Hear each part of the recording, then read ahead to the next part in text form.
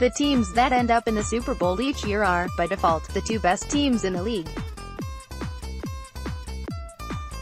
It doesn't mean that they will be the two best teams the following year, but they are the teams used most frequently to define what successful teams should look like, at least until the next season begins.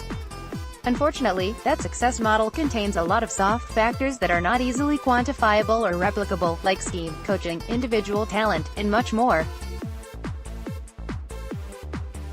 But there are things which are quantifiable, three of which I'd like to focus on today: each team's draft pedigree, something called the Rule of 50, which is much simpler than it sounds, and team age.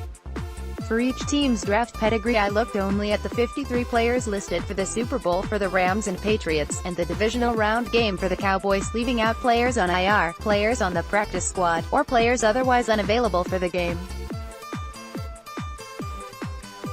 And then I looked where those 53 players on all three teams were drafted. Here's what the season-ending rosters of all three teams looked like in their last game of the 2018 season in terms of draft pedigree. Team: first road, second road, third road, fourth road, fifth road, sixth road, seventh road. UDFA total: Patriots 9, 4, 4, 6, 3, 6, 4, 1, 7, 5, 3, Rams 1, 0, 6, 3, 5, 2, 7, 3, 1, 7, 5, 3, Cowboys 8, 7, 5, 6, 1, 6, 2, 1, 8, 5, 3. With 10 former first-round picks on their roster, the Rams look to have a leg up against both the Patriots and Cowboys. As 16 players drafted in the first two rounds versus just 13 for the Patriots, the Rams certainly had the more pedigreed team. Didn't help them much in the end, but it did get them to the Super Bowl. The Cowboys have 15 players drafted in the first two rounds, and if you consider that Travis Frederick and Datwan Jones, both former first-round picks, were on injured reserve for most of the season, the Cowboys don't look to have a structural disadvantage versus the Patriots or Rams. In fact, as you look at the breakdown by round from top to bottom, the three teams look rather similar.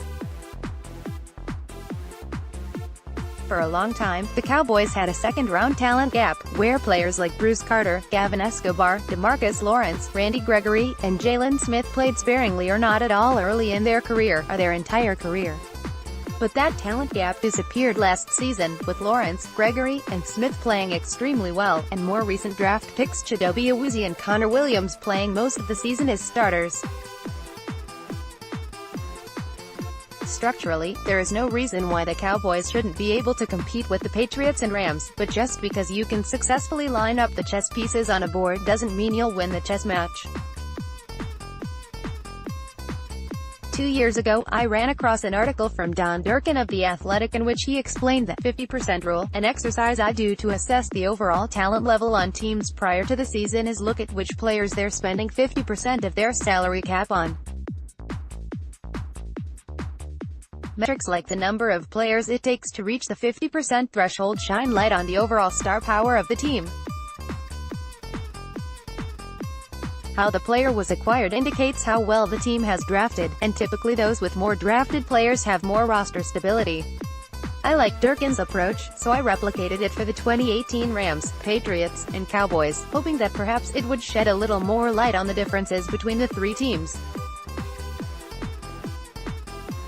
Here's what that looked like. Durkin explains that when a team reaches double digits before hitting the 50% threshold, it typically indicates a lack of difference makers at the top of the roster. So is that our first clue to the 2018 Cowboys, who have 11 players accounting for 50% of the cap versus the Rams with 9? The Pats also have 11? Probably not. The Cowboys do not lack star power, they simply aren't paying their star players star salaries. Yet. Here's an overview of the players making up the Cowboys' top 50% in 2018. Player POS 2018 cap hit cap percentage: Tyron Smith LT $17.50 9.5, DeMarcus Lawrence to $17.10 9.3, Sean Lee OLB $11 6.0, Tyrone Crawford to $9.10 4.9, La'el Collins RT $7.90 4.3, Ezekiel Elliott RB $6.80 3.7, Travis Frederick C $6.30 $3.4 Zach Martin G $6 $3.2 Cole Beasley WR $4.30 $2.3 Terrence Williams WR $4.10 $1.5 Allen Hurns WR $4.80 2.6. For 2019, the Cowboys will likely sign Dak Prescott, Amari Cooper, and Byron Jones to megabucks extensions. Earl Thomas is a potential free agent signing, and there's a good chance 7 players could account for 50% of the Cowboys' cap in 2019, Prescott, Cooper, Jones, and Thomas along with Tyron Smith, Zach Martin, and Travis Frederick. In terms of star power, the Cowboys should be right up there with the Rams, at least according to the rule of 50%. The main difference being that the Cowboys got their stars mostly through the draft while the Rams used the draft, free agency, and trades to build the top of their roster.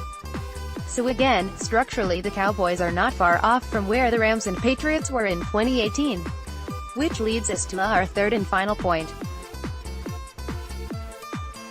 At the end of the 2018 season, I looked at the snap-adjusted age for all 32 teams in the league, and found that on December 30, 2018, the Cowboys had a snap-adjusted age of 25.7, making them the youngest team in the NFL last year. Here's what the snap-adjusted age of all NFL teams looked like for 2018. Ranked Team AVG. Age Ranked Team AVG. Age Ranked Team AVG.